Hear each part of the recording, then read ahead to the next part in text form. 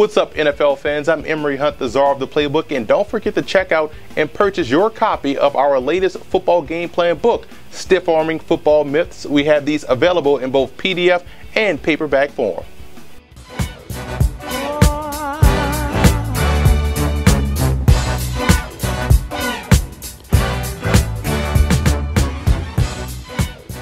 Welcome to FootballGamePlan.com, where football makes sense. I'm Emory Hunt, the czar of the playbook. And now that the 2015 NFL Draft is complete, it's time to look back and evaluate the team's draft. We're going to look at the players they selected, where they fit, and also some undrafted free agents that you want to keep an eye on.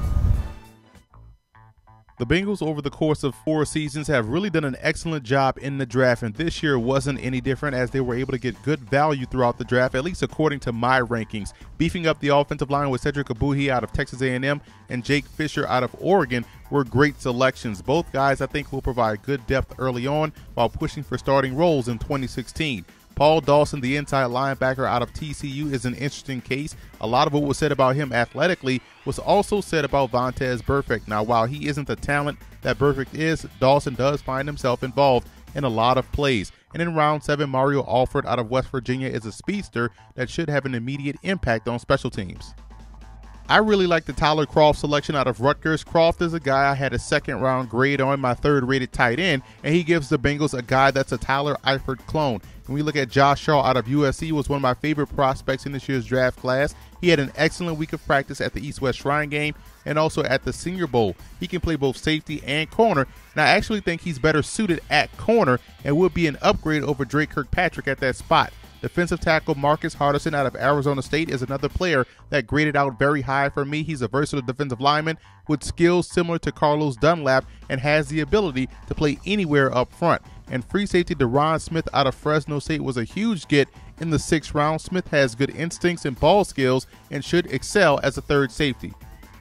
Some quality undrafted free agents this year for Cincinnati, starting on the offensive line with center Jake Smith out of Louisville. He should be one of the surprises in camp. Smith has the capability to play guard in addition to center, giving the Bengals good depth up front. Fullback Mark Weissman out of Iowa had a very productive career for the Hawkeyes running the football in the Big Ten Conference and should have an inside track if they decide to keep a fullback on the roster.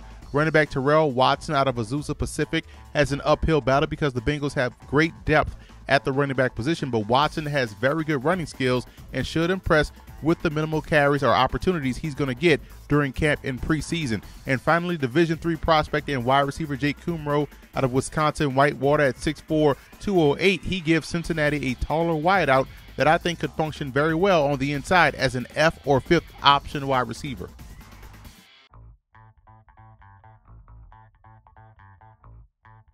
The Bengals once again earned an A for their draft. There's a reason why Cincinnati is consistently in the playoffs year in and year out. It's due to their excellent drafting. I don't see a break in that trend as long as they keep having drafts like this one. And I also want to give a huge shout out to Bengals fan forums for always showing football game plan support.